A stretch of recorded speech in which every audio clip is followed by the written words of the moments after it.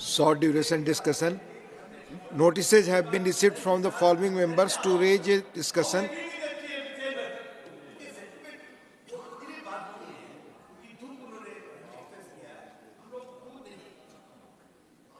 जो हुआ है तो टोटल मिसअंडरस्टैंडिंग से हुआ है। किसी ने चरण सिंह को क्यों दिया, किसी ने चैलेंज नहीं किया।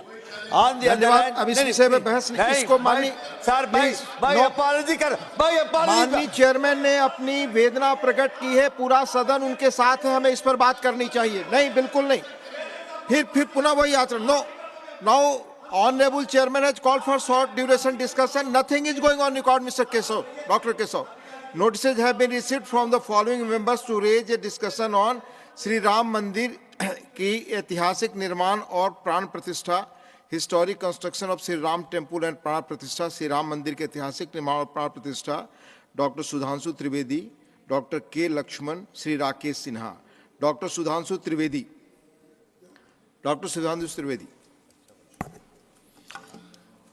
माननीय सभापति महोदय, आज जब हम लोग इस कालखंड में खड़े हुए हैं तो मुझे लगता है कि जब मैं किशोरावस्था में था और श्री राम जन्मभूमि का आंदोलन प्रारंभ हुआ था, उस महान यज्ञ में जिसमें करोड़ों लोगों ने कई पीढ़ियों तक अपनी आहुति दी, उसकी पूर्णाहुति देखते हुए देखना अपने आप में एक बहुत सुखद अनुभव होता है।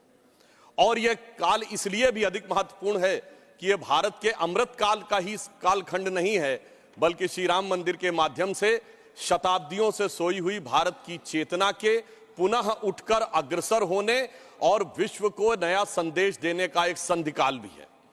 और इसलिए मैं ये कह सकता हूं कि मेरे मन में एक भाव आया कि ये ऐसा काल था जिसमें बहुत कुछ असंभव लगने वाली चीज भी साकार रूप धारण हुई है।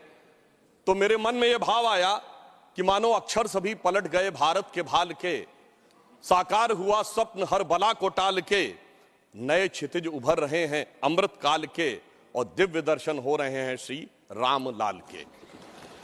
मान्यवर, भगवान राम उस भारत की स्व की अनुभूति है जो भारत के स्वतंत्रता के बाद निश्चित रूप से प्रकट होनी चाहिए थी, जो अनादिकाल से भारत में उत्तर से दक्षिण तक, उत्तर में यदि गुरु गोविंद सिंह जी ने गुरुमुखी में रामावतार लिखा तो दक्षिण में तमिल में कंबन ऋषि ने वही रामावतारम नाम से ही लिखा, तो बंगला में कृतिवास ने यदि लिखा तो हिंदी में तुलसीदास ने लिखा, तो उत्तर दक्षिण पूरब पश्चिम से सब तरफ भारत के प्राण को अनुप्राणित करने वाला यह तत्व था। इसीलिए महात्मा गांधी ने भी जिस समय स्वतंत्रता आंदोलन की शुरुआत की तो अपना राजनीतिक दर्शन रखा था राम राज्य, और प्रतिदिन का भजन रखा था रघुपति राघव राजा राम, अंतिम शब्द रखा था हे राम। परंतु हे राम, मैं ये कहना चाहूंगा उन राम को भी प्राण प्रतिष्ठित करने में इतना संघर्ष करना पड़ा जो भारत के समाज से लेके आध्यात्म और मन तक विद्यमान थे, जिसे हम लोग उस आंदोलन के समय कहते थे कि ये तन प्रभु राम का, मन प्रभु राम का, तो हर क्षण बोलिए जय श्री राम की, आस प्रभु राम की, श्वास प्रभु राम की, तो प्रति क्षण बोलिए जय श्री राम की। मगर आगे समस्या ये थी तो हम कहते थे शासन चलाए चाहे सीने पर गोलियां, परवाह नहीं कीजिए शरीर और प्राण की, आए आपदाएं विपदाएं भले कितनी, बनाएंगे हम मंदिर सौगंध श्री राम की। और आपदाओं विपदाओं को पार करते हुए वह सौगंध आज पूर्ण हुई। इसके लिए अनेकानेक लोगों ने बलिदान दिया, देवी दीन पांडे जी से लेके सरदार फकीर सिंह से लेके हजारों संतों से लेके कार सेवकों तक और कोठारी बंधुओं तक। परंतु मैं एक बात कहना चाहूंगा, मैं इस विषय पे कोट करना चाहता हूं। 2003 के नोबेल पुरस्कार विजेता वीएस नायपॉल ने एक किताब लिखी थी भारत के बारे में, इंडिया ए वुंडेड सिविलाइजेशन। उन्होंने कहा भारत एक विचित्र देश है जहां पर कि अपनी संस्कृति को आघात करने वाले विषय को पढ़ाया जाता है और आघात करने का प्रयास किया जाता है, इसीलिए उन्होंने वुंडेड सिविलाइजेशन वर्ड कहा। मैं इसलिए कह रहा हूं कि जो इतिहास में प्रत्यक्ष प्रमाण थे उनको भी झुटलाने का प्रयास हुआ। श्री राम जन्मभूमि केस के सिर्फ 2 उदाहरण बताना चाहता हूं। जब मुकदमा चला तो ये पूछा गया कि भाई पिछले उदाहरण दीजिए कोई शताब्दियों के, तो विपरीत पक्ष के पास कोई उदाहरण नहीं थे। हमने फॉरेन ट्रेवलर्स के उदाहरण कोट किए। विलियम फिंच नाम का ब्रिटिश ट्रेवलर आया 1610-20 के आसपास, उसने कहीं पर मस्जिद का उल्लेख नहीं किया, सिर्फ मंदिर का उल्लेख किया। फ्रेंच ट्रेवलर आया जोसेफ टिफेंथलर 1720 के आसपास, तो वो कहता वहां पर चबूतरा है जिसमें कि और एक पक्ष में वो मस्जिद की बात करता है और बताता है कि रामनवमी पे लाखों की भीड़ लगती है। परंतु उसके बावजूद एक मजेदार बात बताना चाहता हूं, जब से ब्रिटिश डॉक्यूमेंट आया तो जो पहली एफआईआर ऑफिशियली दर्ज हुई है नवंबर 1858 में, फैजाबाद के थानेदार को रिपोर्ट दी गई है कि 25 निहंग सिखों ने आकर कब्जा कर लिया है, यज्ञ हवन किया है और मस्जिद जन्म स्थान के सब तरफ राम राम लिख दिया। और जानते हो उस पे सभापति महोदय सिग्नेचर क्या है? मुतव्वली मस्जिद जन्म स्थान। अब बताइए, जन्म स्थान पहली एफआईआर में खुद मुतव्वली लिख रहा है और उसके बाद इस विषय को इतना बढ़ाया गया। और स्वतंत्रता के बाद मैं एक बात कहना चाहता हूं, 22-23 दिसंबर 1949 की रात को जब श्री राम लला प्रकट हुए, उसके बाद यह ध्यान देने योग्य बात है, यह समुदायों के बीच के संघर्ष का विषय नहीं था, यह भारत के स्वाभिमान का विषय था। 12 साल टाइटल सूट की मियाद होती है, 12 साल तक मुस्लिम पक्ष सुन्नी सेंट्रल वक्फ बोर्ड उसमें पैरोकारी नहीं था। 1961 में, दिसंबर 1961 में जब 12 साल पूरे होने में 4 दिन रह गए थे, तब सेंट्रल सुन्नी वक्फ बोर्ड उसमें पैरोकार बना। क्यों? कुछ सेकुलरिस्टों ने समझाया, कुछ लेफ्टिस्टों ने समझाया। और इसका उल्लेख के मोहम्मद साहब ने अपनी किताब में किया है कि मुस्लिम समाज में एक बहुत बड़ा तबका ये मानता था कि हमें इस विषय में पढ़ने की जरूरत नहीं है, परंतु राजनीति के चलते हुए भारत के स्वाभिमान का विषय ये इसका प्रतीक बना। परंतु उसके बाद कोर्ट का निर्णय आया, संपूर्ण मर्यादाओं को पूर्ण करते हुए आज ये दिन आया। तो मैं कई बार हम लोग कहा जाता है कोर्ट का निर्णय आया तो इसमें आपने क्या किया? तो मैं बताना चाहता हूं, हम जब जब सत्ता में आए 1991 में कल्याण सिंह जी की सरकार ने आकर 67 एकड़ भूमि का अधिग्रहण किया। उसके बाद याद करिए, खुदाई पर रोक लगा दी गई थी। तो अटल जी की सरकार आई तो नई टेक्नोलॉजी आ गई, ग्राउंड पेनेट्रेशन रेडार। तो रेडार मैपिंग की गई और वो कोर्ट में प्रस्तुत कर दी गई। मतलब ऑपरेशन पे रोक थी, अल्ट्रासाउंड पे तो नहीं थी ना। तो अल्ट्रासाउंड करके दिखाया गया, देखो भाई अंदर क्या है। फिर कोर्ट ने परमिशन दी और उसी खुदाई की हुई 2003 में, और उसके अंदर जो साक्ष्य निकले उसी से 30 सितंबर 2010 का Lucknow bench of Allahabad high court का जजमेंट आया, जिसने गर्भगृह श्री रामलला विराजमान को दिया। अब जब मोदी जी की सरकार आई तो क्या अंतर था? विषय सुप्रीम कोर्ट में आ चुका था। सबसे बड़ी समस्या यह थी कि सुप्रीम कोर्ट में सारी की सारी प्रोसीडिंग सिर्फ इंग्लिश में होती है और वहां सारे डॉक्यूमेंट्स जो हजारों हजार पेज के थे उनको इंग्लिश में ट्रांसलेट करना था विद ऑथेंटिक डॉक्यूमेंट्स, जिसमें अरबी फारसी के भी थे, संस्कृत के भी थे, सबके थे। तो हमारी सरकार में आने के बाद अगर 60 साल उसमें लगे थे, हो सकता 50 साल इसमें भी लग जाते, क्योंकि बहुत से लोग वकील का चोला ओढ़कर खड़े होकर ये भी कहते थे फलां साल के पीछे ले जाइए इस जजमेंट को। मगर मोदी जी की सरकार ने आने के बाद 24/7 लगाकर सारे के सारे जो डॉक्यूमेंट्स थे उनका केवल 2-3 वर्षों में ट्रांसलेशन किया और उसके बाद जाके कोर्ट में अर्जी लगाई कि डे टू डे हियरिंग होनी चाहिए, क्योंकि हमारी सरकार तो उसमें विचार करती थी कि हनुमान तेहि परसा करि पुन कीन्ह प्रणाम, राम काज कीन्हे बिनु मोहि कहां विश्राम। और फिर आपने देखा कि वो जब जजमेंट आया, और ये भी एक सुखद संयोग देखिए कि मान्यवर, हमसे टीवी डिबेट में अक्सर बहुत पूछा जाता था कि आ गए भाजपा वाले, कहते हैं रामलला हम आएंगे, मंदिर वहीं बनाएंगे, तारीख नहीं बताएंगे। महोदय, राम का मंदिर कोई इमारत नहीं थी, ये भारत की भव्यता का आगाज था। और वो तारीख कोई तारीख नहीं थी, वो काल की गति थी। और वो तारीख क्या थी मैं बताना चाहता हूं। जब रामलला इस मंदिर में आए हैं तो वो तारीख आई है, 4 करोड़ गरीबों को घर लेकर आई है, 11 करोड़ लोगों के लिए शौचालय लेके आई है, 54 करोड़ लोगों के लिए जनधन अकाउंट लेके आई है, हर गांव में बिजली, हर गांव में सड़क लेकर आई है। और इतना ही नहीं, हर शहर में हर राज्य में एयरपोर्ट लेकर आई है, समुद्र पे सबसे बड़ा सेतु अटल सेतु लेकर आई है, और चिनाब नदी पे दुनिया का सबसे ऊंचा पुल चिनाब का पुल लेकर आई है, हाईएस्ट एफडीआई लेके आई है, हाईएस्ट फॉरेन एक्सचेंज रिजर्व लेके आई है, फास्टेस्ट ग्रोइंग इकोनॉमी लेके आई है। और जनाब, वो फिल्म का डायलॉग होता था, तारीख पे तारीख, तारीख पे तारीख वाला इंडियन पैनल कोड को तारीख का हिस्सा बनाकर भारतीय न्याय संहिता लेके आई है, जो 3 साल के अंदर सारी तारीखों को खत्म कर देगा। मगर महोदय, ये तारीख का राज थोड़ा और गहरा है, क्योंकि जब राम मंदिर की प्राण प्रतिष्ठा होनी थी तो तारीख वो होनी थी कि प्रधानमंत्री को जाना था, यानी तारीख उसका इंतजार कर रही थी कि ऐसा प्रधानमंत्री आएगा जो उस दिन आकर प्राण प्रतिष्ठा करेगा। और वो प्रधानमंत्री भी कैसा होगा, जो कि पूरे राष्ट्र का सपोर्ट लेकर, हाँ बोल रहे हैं प्लीज, अरे भाई बोल रहे हैं madam please, not allowed, please बैठे आप, काहे परेशान हो रहे हैं? आपको इजाजत नहीं है, nothing is going on record, please. अरे सुनिए, आप बोले। महोदय, प्रधानमंत्री भी कौन होगा, जो पूरे देश का जनादेश लेकर आया होगा और दूसरी बार भी लेकर आया होगा, जो अपने घोषणा पत्र में यह लिख के लाया होगा कि हम राम मंदिर का प्राण प्रतिष्ठा करेंगे, हम निर्माण का मार्ग प्रशस्त करेंगे। यानी 140 करोड़ लोगों के जनादेश के साथ वो तारीख आने वाली थी जिस तारीख का इंतजार था। और महोदय, सिर्फ तारीख इतनी नहीं थी मान्यवर, अगर शास्त्रीय ढंग से प्राण प्रतिष्ठा होनी थी तो 11 दिन का उपवास रख के तपस्या भी करनी थी। तो ऐसा भी प्रधानमंत्री आने वाला था जो संकल्प लेकर 11 दिन की तपस्या करे। और मैं महोदय एक और बात कहना चाहता हूं, 11 दिन नारियल का पानी पी के हम में से कितने लोग तपस्या कर सकते हैं महोदय? वो जो हर नवरात्र ऐसे रहता हो उसी के तपस्या का वो अभ्यास होगा। और मैं बताना चाहता हूं, स्वामी गोविंद गिरी जी जो कोषाध्यक्ष हैं न्यास के, उन्होंने जब उपवास तोड़वाया तो उन्होंने कहा मैं तार्किक व्यक्ति हूं, मेरे मन में संदेह था।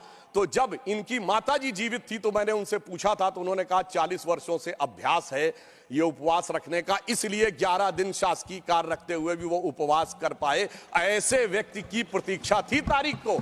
और फिर दक्षिण में जाकर, चाहे नासिक हो और फिर चाहे गुरुवायूर का मंदिर हो अथवा रामेश्वरम में खड़े होकर जब प्रधानमंत्री जी 22 कुओं के जल से स्नान कर रहे थे, जो भारत के संपूर्ण क्षेत्र का प्रतिनिधित्व करते हैं, तो यह संदेश था दूर दक्षिण सिरे पर खड़े होकर कि देखिए ये राम है जो घट घट में व्याप्त है पूरे उत्तर से दक्षिण तक। और उस तपस्या से प्रकट होने के बाद उस प्रधानमंत्री की दरकार थी तारीख को, क्योंकि राम का काज कौन कर सकता है? गोस्वामी जी लिख गए हनुमान चालीसा में, सब पर राम तपस्वी राजा, जिनके काज सकल तुम साजा। अगर राम तपस्वी राजा थे तो तपस्वी प्रधानमंत्री भी होना चाहिए था वो करने के लिए। और इस तारीख का इंतजार था, तारीख का ये राज समझने के लिए। हम आपको समझाएंगे भी तो शायद आप नहीं समझ पाएंगे। और इसीलिए मैं कहना चाहता हूं कि इतना ही नहीं, महत्वपूर्ण बात यह थी कि सब कुछ शांति और सौहार्द से निपट गया। जब राम मंदिर का मुद्दा उठा था तो कितने प्रकार की चीजें होती थी। इसके लिए हमें निश्चित रूप से सरकार, प्रधानमंत्री को धन्यवाद देना चाहिए। पूरे देश में जिस प्रकार का सौहार्दपूर्ण वातावरण रहा। और महोदय 90-92 में भारत ही नहीं अगल बगल भी बहुत कुछ हुआ था। अब की अगल बगल में भी शांति बनी रही, ये तपस्वी राजा का प्रताप था। और इतना ही नहीं महोदय, अबू धाबी में भी मंदिर बनने जा रहा है। मुझे लगता है भारत के लिए अमृत काल में सांस्कृतिक गौरव का इससे बेहतर काल नहीं आ सकता था कि राम मंदिर भी बन रहा है और अबू धाबी में भी मंदिर बन रहा है। और मैं एक और बात कहना चाहता हूं महोदय, यह हिंदू मुस्लिम का विषय नहीं था, यह भारत के जय और विजय का विषय था। और उससे भी बढ़कर यह मूल्यों का विषय था। कौन से मूल्य थे? एक मूल्य वो जिसमें भगवान राम उस मूल्य के प्रतीक बनते हैं जिसमें 4 भाई हैं, पिता के एक वचन पर वन चले जाना, दूसरे भाई का जंगल जाना, तीसरे भाई का खड़ाऊ रखकर शासन करना, एक ये परंपरा थी। और दूसरी परंपरा वो जिस बाबरी परंपरा में भी 4 भाई थे, शुजा, मुराद, दारा और औरंगजेब। एक ने 3 को कत्ल कर दिया, बुढ़ापे में बाप को जेल में डाल दिया। और इतने पे भी संतोष नहीं हुआ, बल्कि सर काटकर थाली में रख के जेल में बंद बाप के पास भेजा। आप किसी मत को मानने वाले हो, अपने घर में क्या देखना चाहते हैं, भाई की खड़ाऊ या भाई का सर? इन 2 मूल्यों के अंतर का यह प्रतीक था। इसका हिंदू मुस्लिम से कोई नहीं था। और मैं अपने विरोधियों को बताना चाहता हूं, मान्यवर, उर्दू में भी एक रामायण लिखी गई है, चकबस्त रामायण, और उसमें इसी मूल्य को अप्रिशिएट किया गया है कि जब भगवान राम राजा दशरथ से अनुमति लेकर जाते हैं तो उर्दू के प्रसिद्ध शायर चकबस्त ने, और वो लखनऊ के रहने वाले थे, उन्होंने लिखा है, रुखसत हुए वो बाप से लेकर खुदा का नाम, रुखसत हुए वो बाप से लेकर खुदा का नाम, और राहे वफा की मंजिलें अव्वल हुई तमाम। यानी उनको तो दिखा कि राहे वफा की कौन सी मंजिलें हैं जो अव्वल हो रही हैं। मगर क्या बताऊं महोदय, एक फैक्ट बताना चाहता हूं। 22-23 दिसंबर 1949 की रात को जब श्री राम लला प्रकट हुए तो सबसे पहले वो रोशनी किसने देखी थी? वो यूपी गवर्नमेंट का एक सिपाही था जिसका नाम था अब्दुल बरकत। उसने बाकायदा मजिस्ट्रेट के सामने बयान दिया है कि रात में उसको दिव्य रोशनी दिखी, और जब दिव्य रोशनी हटी तो वहां पर श्री राम लला विराजमान थे। अब्दुल बरकत को रोशनी 1949 में दिख गई, मगर कुछ सियासत वालों को रोशनी 2024 में नहीं दिख रही है। और मैं आपको बताना चाहता हूं, बाबरी पक्ष के पैरोकार थे इकबाल अंसारी, और यह उदारता देखिए कि सबको बुलाया गया, विरोध करने वालों को बुलाया गया, ट्रस्ट के द्वारा गोली चलाने वालों को बुलाया गया, और इकबाल अंसारी को ही बुलाया गया। और इकबाल अंसारी प्राण प्रतिष्ठा में आ गए। उनका इकबाल तो बुलंद हो गया, मगर इन लोगों का इकबाल जमींदोज हो गया। और मैं ये भी बताना चाहता हूं, उसका एक कारण है। ऑन द लाइटर नोट, इसको कोई पर्सनल ना ले महोदय, ये कहा जाता है कि हमारे यहां राम का तत्व या ईश्वर का तत्व कौन नहीं समझ पाता है? जो कामी, क्रोधी, लोभी, खलकामी हो। और राजनीति में वो नहीं समझ पाता जो सेकुलर और वामी हो।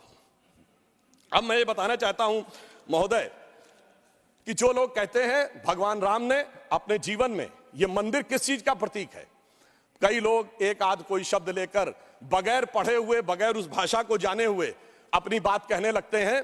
तो मैं बताना चाहता हूं भगवान राम ने कौन मेरा भक्त है इसका बाकायदा उदाहरण दिया। उन्होंने लिखा है, जात पात कुल धर्म बड़ाई, धन बल परिजन गुण चतुराई। इन 10 चीजों से मैं नहीं मिलता। मैं कैसे मिलता हूं? भक्ति से मिलता हूं। ये सारी 10 चीजें हो किसी के पास और भक्ति ना हो, तो उन्होंने कहा भगतहीन नर मोहे ऐसे, जल बिन बारिध लागे जैसे। अर्थात अगर ये सब कुछ हो, जात पात कुल धर्म बड़ाई ये हो, भक्ति ना हो तो ऐसा जैसे बादल हो उसमें पानी ना हो। इसलिए भगवान ने इस बात का संदेश दिया। और मैं एक विषय और कहना चाहता हूं, जब राम मंदिर का निर्माण हो रहा था तो कहा जाता था साहब वैज्ञानिक प्रमाण दीजिए। मैं बस एक बिंदु विज्ञान का भी और बताना चाहता हूं। यह विशुद्ध विज्ञान है, क्योंकि अगर आपने रामचरितमानस के शुरुआती श्लोक पढ़े हो तो उसमें बहुत साफ लिखा, सीताराम गुणगाम पुण्य अरण्य विहारिण्यो वंदे विशुद्ध विज्ञानो कबीश्वरो कपीश्वरो। अर्थात विशुद्ध विज्ञान महर्षि वाल्मीकि ने लिखा। और विज्ञान क्या है? पूछा गया था कि भगवान हुए कब, ये तो बताइए, यहां हुए कि नहीं ये बताइए। अब आप ये बताइए कि आज हम समय कहते हैं, उनका एग्जैक्ट टाइम लिखा है। जैसे आज हम टाइम कह रहे हैं, दिल्ली में कुछ और है, लंदन में कुछ और है, तो एक जीएमटी ग्रीनिच मीन टाइम बताया गया। पर अगर आपसे पूछा जाए टाइम का एब्सोल्यूट मेजरिंग पैरामीटर क्या है, which is equally applicable on earth, moon, solar system and any point in the space, it is only the relative positions of planet। और भगवान राम का वो exact relative positions of planet, जो Einstein का 4th dimension कहा जा सकता है, वो लिखा है कि मेष राशि में सूर्य था, मकर राशि में मंगल था, तुला राशि में शनि था, मीन राशि में शुक्र था। और जब नासा ने अपने प्लेनेटोरियम गोल्ड सॉफ्टवेयर में डाला तो 5114 बीसी की डेट निकल आई। इससे ज्यादा किसी को सबूत चाहिए? विज्ञान का वो सबूत मिला। और इतना ही नहीं, मैं बताना चाहता हूं, जिन लोगों ने अगर पढ़ी हो तो भगवान राम के जन्म के समय लिखा है कि चैत्र मास के समय शरद ऋतु थी। अंगद बताते हैं कि अश्विनी मास यानी आज के अक्टूबर के समय वसंत ऋतु थी।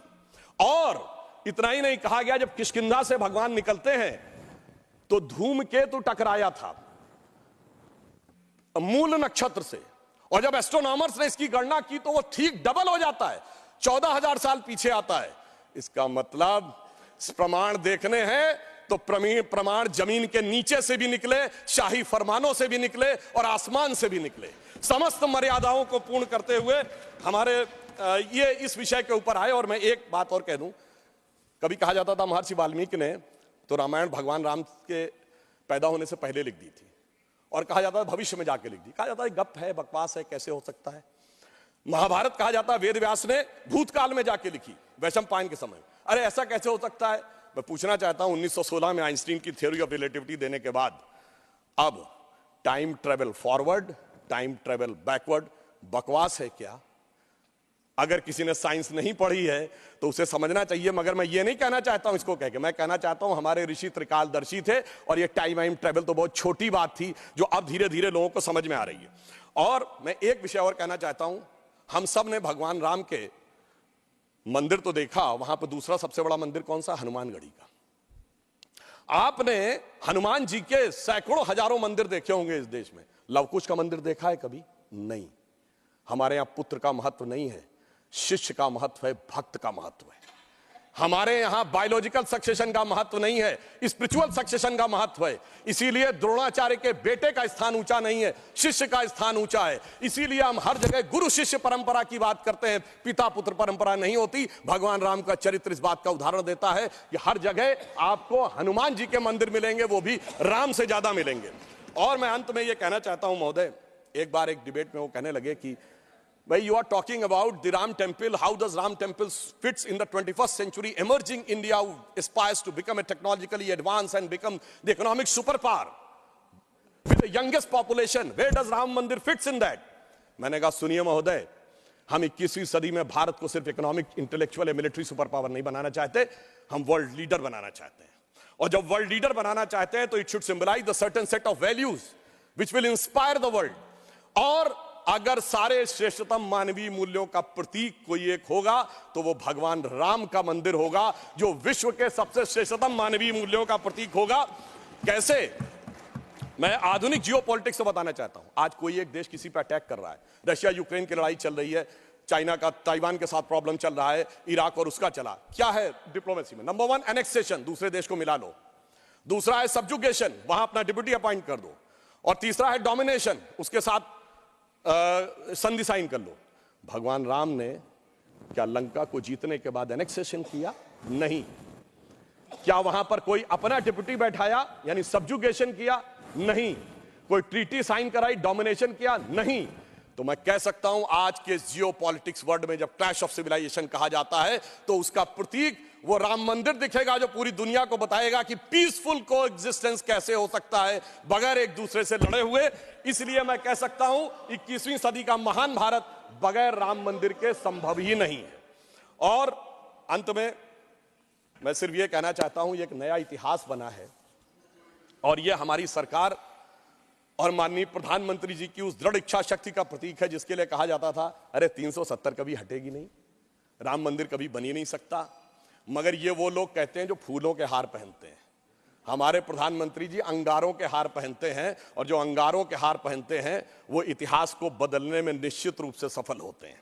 इसलिए मैं अंत में ये कहना चाहता हूं, अपनी सरकार को बधाई देते हुए, श्री राम जन्मभूमि न्यास ट्रस्ट, हमने बहुत साफ कहा था हम मंदिर नहीं बनवा रहे, मंदिर न्यास बनवा रहा, हम सिर्फ मार्ग प्रशस्त कर रहे हैं। दूसरों ने कहा था कि हम वो बनवा रहे हैं। तो हम सिर्फ उनके लिए कहना चाहते हैं प्रधानमंत्री जी की तरफ से कि अंगार हार उनका जिनकी सुन हाक समय रुक जाता है, अंगार हार उनका जिनकी सुन हाक समय रुक जाता है, आदेश इधर कर देते हैं इतिहास उधर मुड़ जाता है। धन्यवाद। धन्यवाद। माननीय